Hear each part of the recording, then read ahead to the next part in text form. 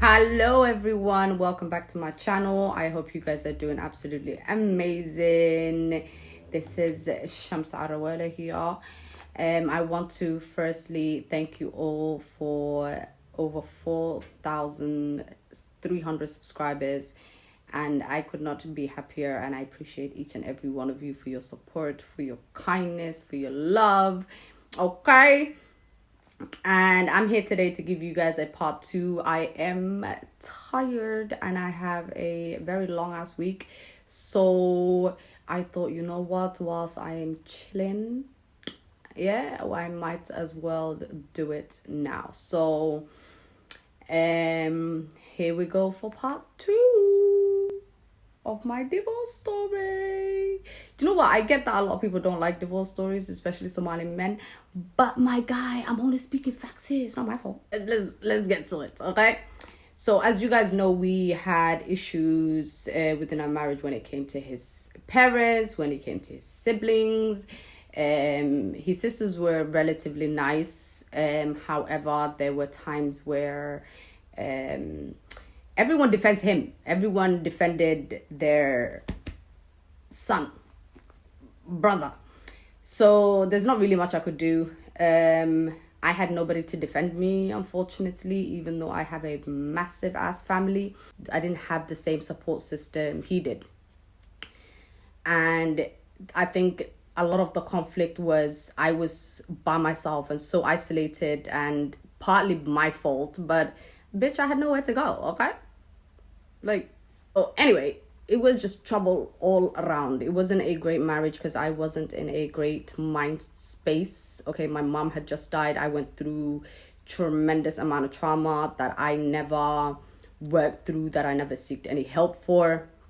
So, and I didn't really love myself, okay? So, and it's really important, women, please love yourself before you even attempt to love somebody else, because you will find it very difficult. Like, you can't pour into someone else's glass when your own glass is empty. You know what I'm saying?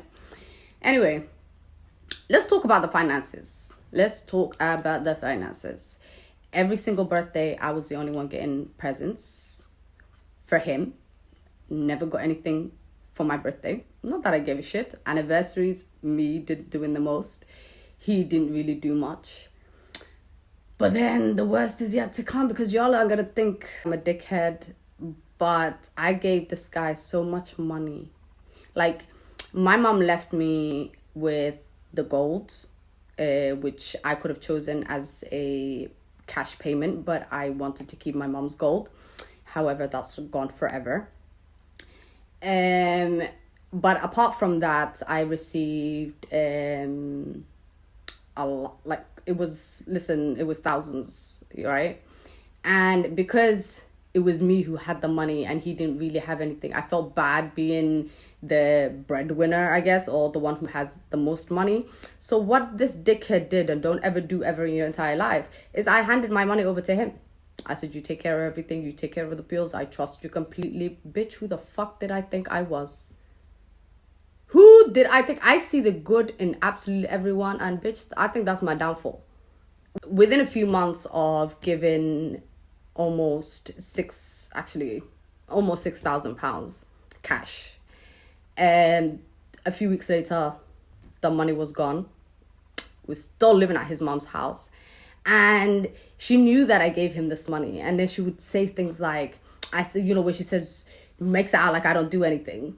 I put her on her fucking spot. What the fuck do you mean? I'm the one who does everything financially. And she's like, that's not something that you should mention. It's shameful for a wife to mention how she helps her husband. Islamically, I shouldn't be helping. You are a whole 100. I am a whole 50. How am I helping you financially? Don't make any sense. Islamically, humanely, it don't make sense. No make sense. Okay? You ain't gonna shove it down my throat just because you didn't raise your son right. Like, that's not on me, okay?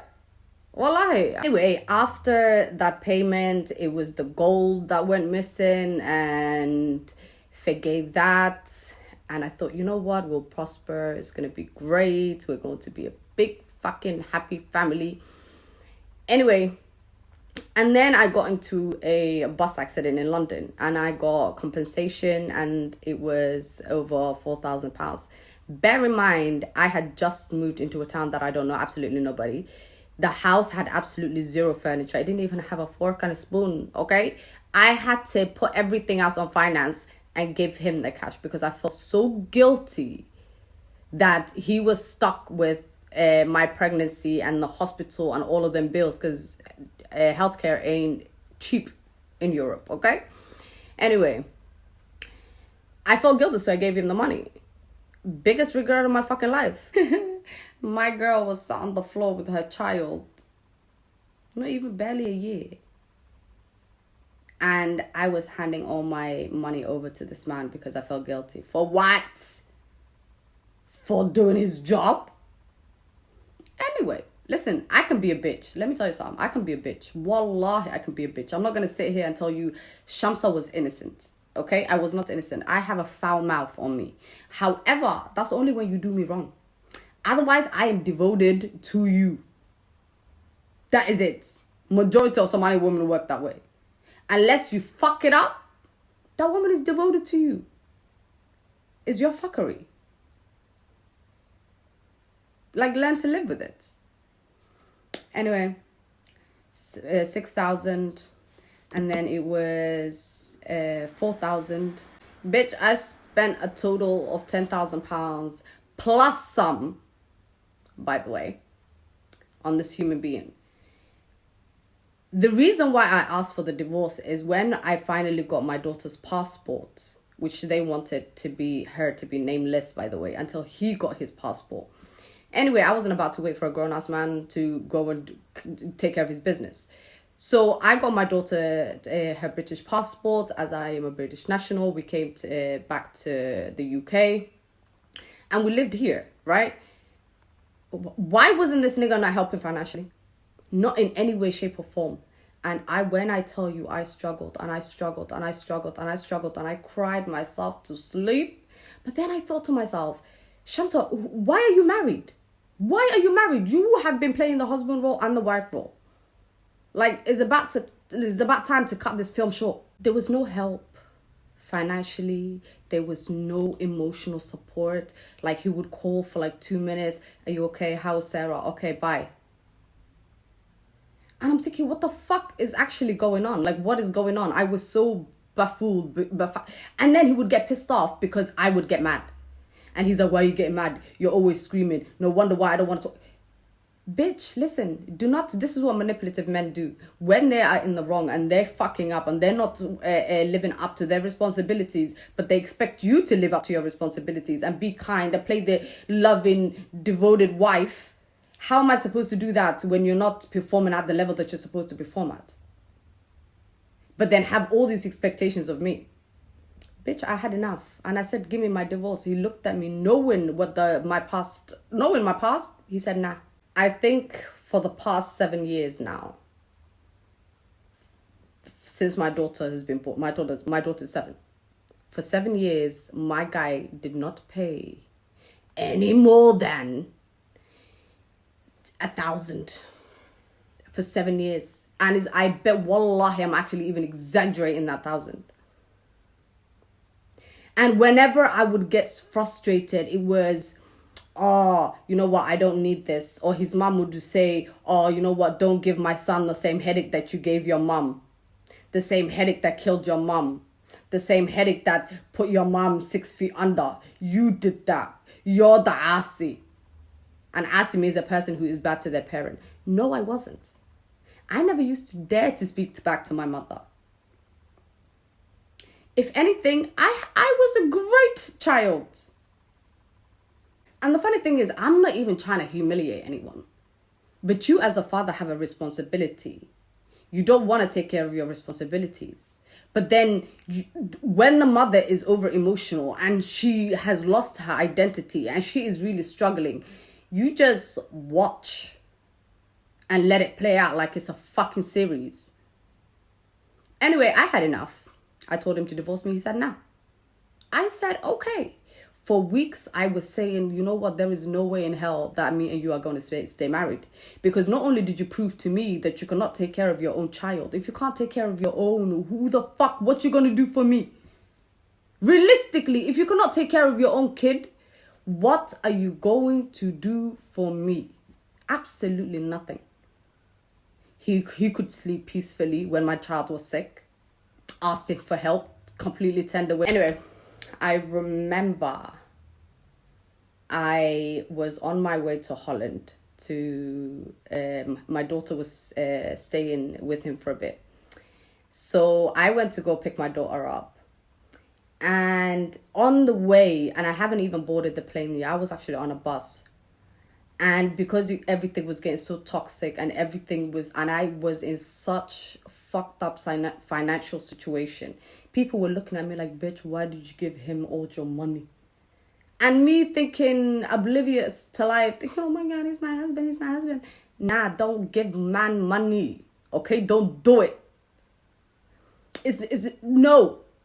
Anyway, I was on the bus. And I said to him, I want a divorce. I'm sick and tired of this. And bear in mind, he was talking to women behind my back. And I found out. I remember I was on my way to Holland to, my daughter was staying with him for a bit. So I went to go pick my daughter up. And on the way, and I haven't even boarded the plane yet, I was actually on a bus. And because everything was getting so toxic and I was in such fucked up financial situation, people were looking at me like, bitch, why did you give him all your money? And me thinking, oblivious to life, thinking, oh my God, he's my husband. Nah, don't give man money, okay? Don't do it. No. Anyway, I was on the bus. And I said to him, I want a divorce. I'm sick and tired of this. And bear in mind, he was talking to women behind my back. And I found out. The first time I ever heard about this guy entertaining women, which I did not believe, by the way, someone told me, a friend of mine, that he tried to make a move on her friend. And he gave her his number. And she put the paper in her boob. And remember this story for later, okay? Because that part is important. And I found video calls and phone calls and hearts and kisses. And he referred to me as the baby mama, not the wife. And you know what? I was like, you know what? This is I wanted a divorce anyway. So I was like, amazing. But by chance, I found this out. So I was on a bus and knowing all of this, I was like, you know what? And I am so sorry, wallahi. I did not even mean any of it, but I cussed his ancestors, his life, his history, his shadow, his up, his down, his whole entire, every being, every water in his system, I cussed, okay? And then I think because I just kept going at his mom, going. Finally, he broke, and I know how to break men, okay? He broke. Because you weren't about to withhold a divorce. You cannot ain't no man ever doing that shit to me. Are you crazy? I know what I went through. Ain't no man ever holding that type of power over me. Anyway, he was like, Shamsa, blah, blah, blah. I divorce you twice. And he already gave me my talaqah before. So 3 times. I was like, gang. I said, thank you. Khair Allah kusi. Yo, I started laughing. And then when he realized what he did, he was so yeah, a lot of people might come at me and be like, why are you cussing his mom though? First of all, she was absolutely horrendous to me. And I knew that was the only thing that would get to him enough for those words to come out of his mouth. And bitch, it worked. Okay? The amount of shit that she said to me, I'm sure she'll live. Anyway, he divorces me. And then, again, no help financially. I'm getting abused left, right, and center. Okay? Apparently, I ruined my brother's life. Everything that happens within my family, it is my fault. I'm like a curse. His auntie said to me, because my daughter doesn't have his last name, she goes, go and get the help from the man that you named him after. I said, what? And you know the reason why my daughter is named after me and not your son. for a fucking reason, because he couldn't do his job. No financial help. Carry on living in my little single motherhood struggle. I get told, the government pays. Did the government fuck me? Did the government have my baby with me? The fuck is this? Is the government on the birth certificate? Anyway, I was like, you know what? Fuck it. Let me just raise my child. Whenever I was, wallahi, at the point of desperation, I would call him, ask him, because he's the other parent, rather than me begging other people. No help. No sympathy, no nothing. I was like, apparently I was giving money out to people. Like, I don't know who does that. Who just stands there, here's some money, here's some money, here's some money. Like, what the fuck? Anyway, a year later, me and him are having a conversation on the phone. I need my daughter to have a great mental upbringing. Break the generational curse. No! We have this fucking curse hanging over us. Anyway, my daughter loves her dad. Absolutely adores him. Okay? Because I'm a great parent. You're welcome. And anyway, we were on the phone call and he goes to me. And prior to this, I used to hear, like, whenever his family would, like, get into it with me, they would be like, he's married anyway, leave him the fuck alone. And not that I gave a fuck, but he confirmed it. He was like, Shamsa, do you know that I'm married, right? And I'm like, okay. It's like, oh, you're married. Okay. That's nice.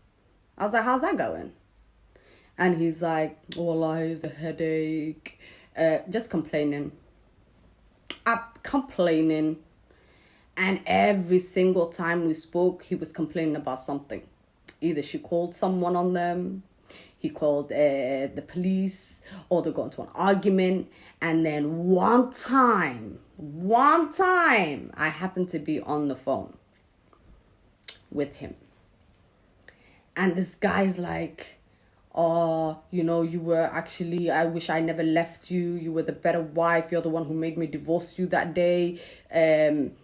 You know, I used to judge you because of your piercings and the way that you dress, but you were actually like the best wife. And I'm like, duh, you fucking dadan. I was. And then he says shit like, oh, you know, I think she's jealous of you. Or, you know, just the most dumbest comments. And I'm like, you're a married man. You're a whole married man. The only thing I want from you is to help me with your daughter. If you can't do that, just speak to her. If you can't do that, get the fuck out of my life.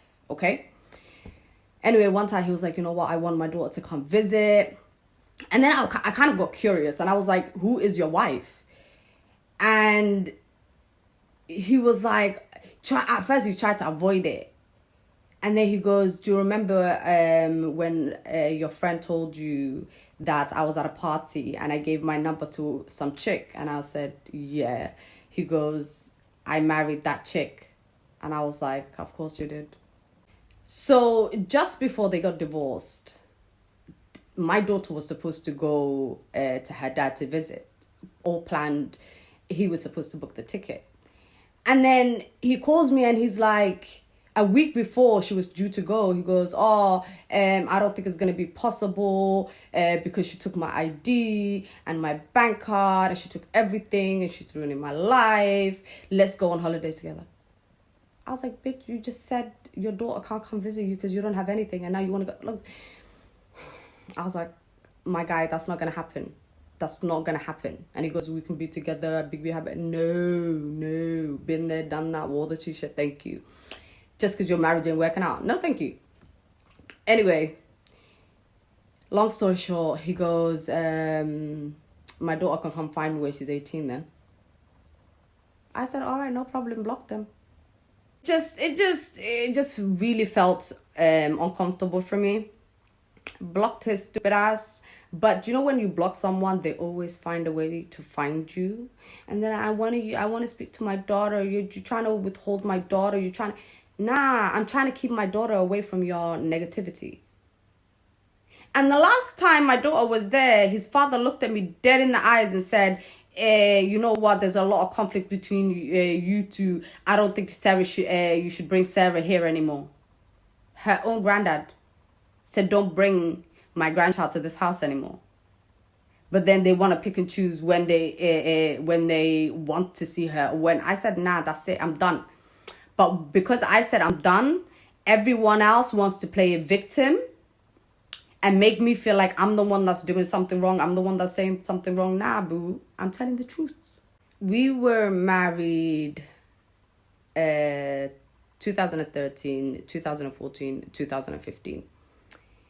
We've been divorced 2016, 17, 18, 19, 20, 21, 22, bitch. Okay? And still no help. Still no respect. Still no acknowledgement. Still no understanding. And every other day I have a breakdown. And I'm being completely honest because I am a single parent. And a lot of people do not understand. And even when they have been raised by a single parent, they cannot comprehend another woman. Like, it's easy. It's just like, it's so easy. Now every woman can make it look easy, but it is not easy. And no fucking woman, especially when she didn't make that baby herself, should have to go through such a hardship, especially when raising your child. Just have a little bit more respect. Play the daddy role. I shouldn't have to play two roles. I shouldn't. My mom did. I shouldn't. But again, I chose to get married because I felt like that's what I had to do as a woman. I felt like my culture needed it, my religion. I thought about everybody else but me.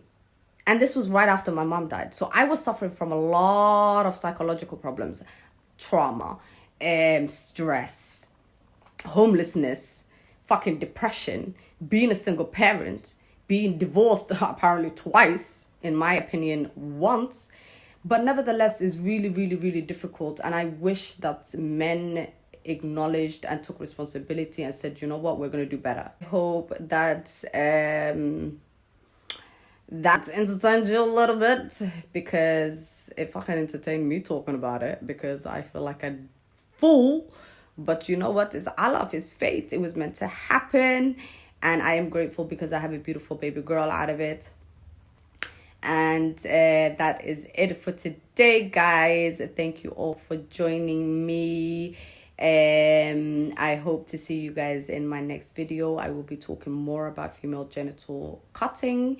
And more about stable relationships and single motherhood and the importance of mother and daughter's relationship. And before you go running off to watch another video, do not forget to subscribe if you haven't already. I would be so grateful if you join the Guinea of Peace community, our garden of peace. And click that like button, comment below, because I know you guys know I love your comments and I love interacting with y'all.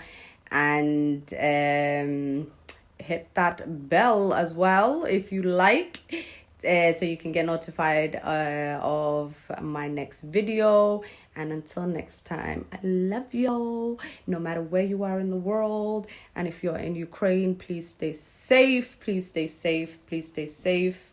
I hope that you guys all come out of it better and safer and happier. Love y'all.